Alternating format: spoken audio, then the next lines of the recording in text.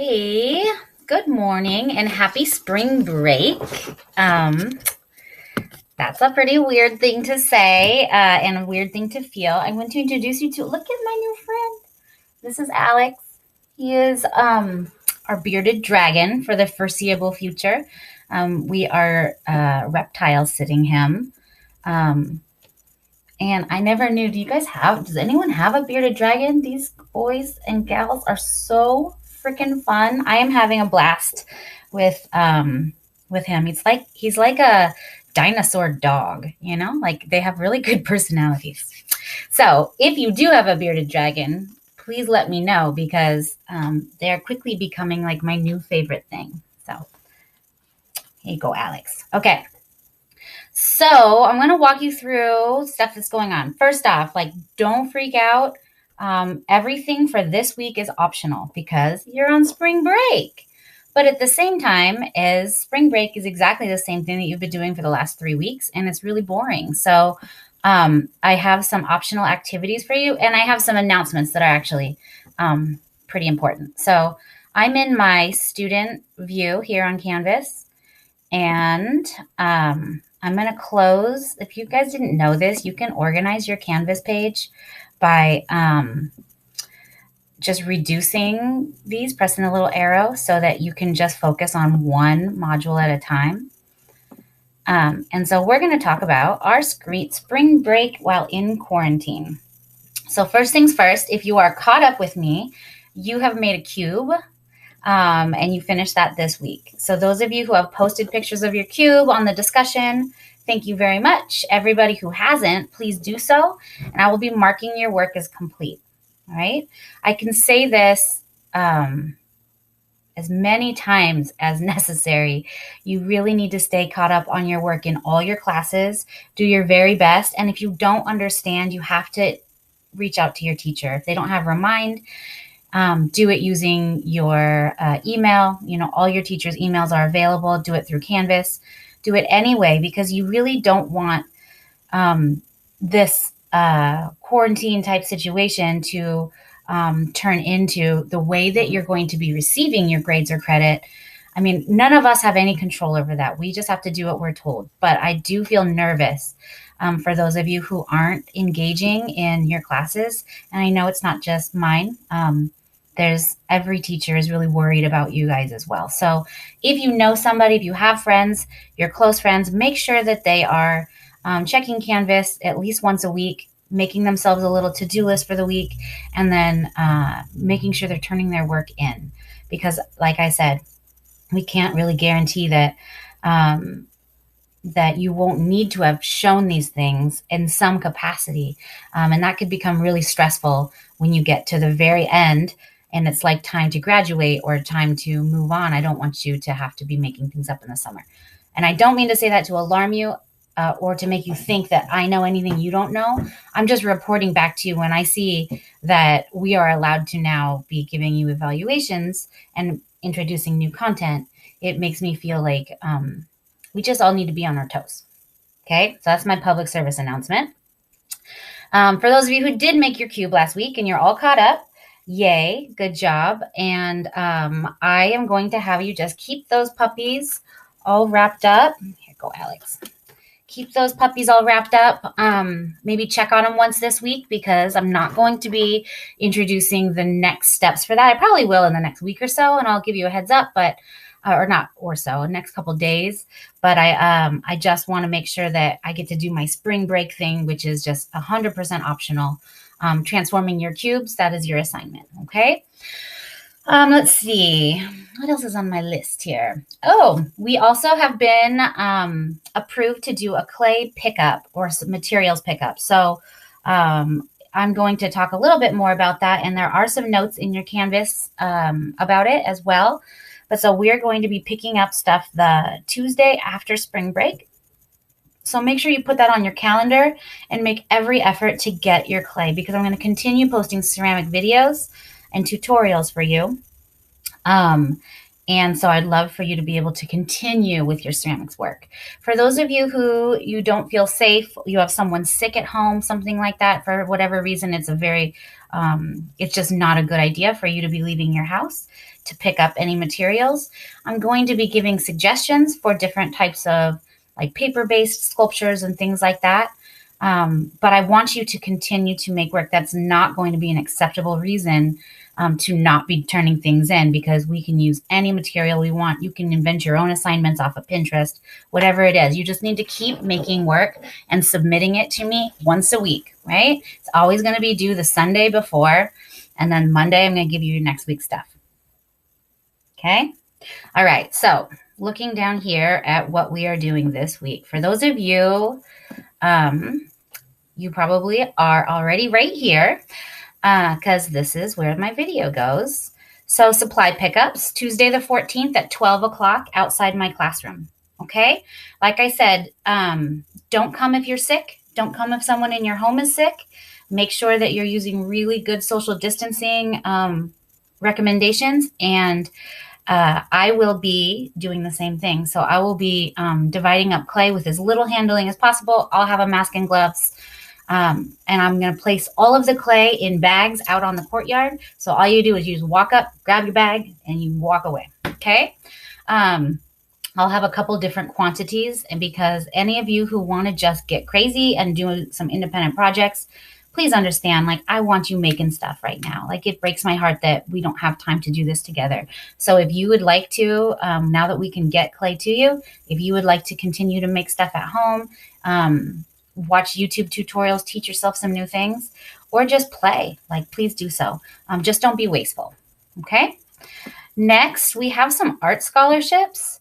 So if you look here, we have the Stuart Davis Memorial Scholarship, and this is just in Washington. They have $3,000 scholarships for graduating seniors, and I can be your sponsor. Mr. Stair could be your sponsor, whoever you'd like. And the idea is you're going to be planning to attend some type of art education in your future. So it doesn't mean that is 100% true, because I know that when I was thinking about scholarships, I felt like I was lying if I wasn't 100%. And it's not lying. Right? It is just, if that is something you're considering doing next year, even if it's at community college or wherever it is, definitely apply for the scholarship, because this year it's going to have very, very low application rates, and your chances of receiving it are a lot higher than they ever have been, because obviously people are very preoccupied with what's going on. There's also the Everett Public Schools Foundation Scholarship for $1,000. This is another scholarship that very, very few people really apply for, and this year it's going to be especially bleak, I believe. The deadline has already passed, but they are extending that because obviously, like, people aren't applying. So I highly recommend that you apply for this scholarship. There's an entry form right here for you to use. Email if you have more questions, or a phone number. I doubt you'll get a hold of anyone, but email is probably best. And then they don't quite know when the deadline's going to be, but I would say turn your stuff in sooner than later. I wrote a little suggestion here that if you wanted to create like a digital portfolio using some free website software like Wix or Google Sites, that would be a really cool idea. If you would like to use any kind of even just like a PowerPoint presentation or a Google Slides presentation of your work. Or the other recommendation is to print off 8x10 prints of your work. But whatever it is you're going to do, communicate that here to this person. And also, I would love to get a heads up if you're going to apply for these things, so I can help you out in any way that I can. I'm happy to review your work or anything like that. But these two scholarships, there's not a lot of people who are applying for them. And so I just highly, highly recommend that you do. Okay. So our challenges for this week, I have 2 challenges for you, and I'd love to see you guys do both. And I'd love to also see you share this with others, right? So both of them are really conducive to posting on social media and sharing it. So I'm going to just say, like, encourage other people to get creative too. Everyone's bored in their homes. And both of these, what's cool about these challenges are you just find the materials anywhere you can. So here's the first one. So the Earth Day challenge. This actually has a prize attached. What is the prize?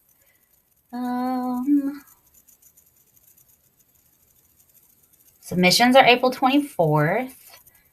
And, well, somewhere there is a prize. So I'm just going to say that this is an Earth Day challenge. And what I would like to see, what I would like to see you guys doing specifically is to build a model, right? So the idea is you go to, in your mind, I guess, because not in real life, we're not going anywhere. But like, imagine your favorite place. Like, what is your very favorite place? And then using the materials that you can find, like go outside, look for recycled materials. For this in particular, they want you to use no new materials, just post-consumer materials. So do a walk through Everett alleys, be safe, right? Don't pick up questionable stuff, but you'll find all sorts of cool stuff out there. And gather up a bunch of materials, and then you're going to build a model.